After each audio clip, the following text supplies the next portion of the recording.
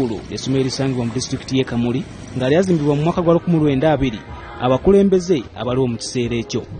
Essomero lino lyasomesa abakulembeze abawerako mu gavumenti kyokka libadde terifiibwako nga lituukidde mu kifo kino ng'ebizimbe byavaako dda n'obusolya ssaako n'okuwomoggoka.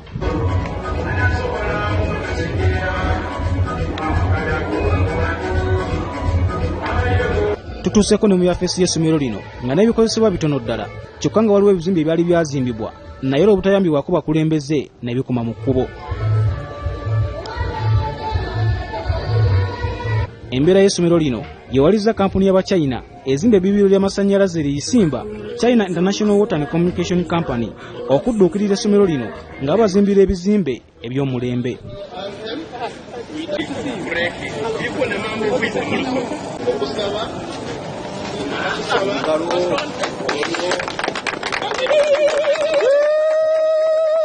Sipiika Kadaga nga yabadde omugenyi omukulu ku mukolo guno yeewuunyisizza Abachina bw'ategeeza nga bwagenda okukunga abasoga bajeemere enteekateeka y'okutongoza ebbibiro lino kubanga bava ku ndagaano gye bakola n'abasoga.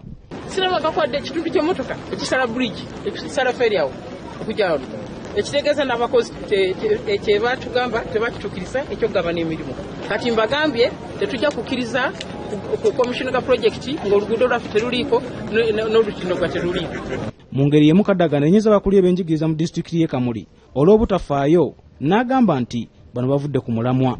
From 2004 grades 1-3 mu myaka 12 kiswaza nnyo.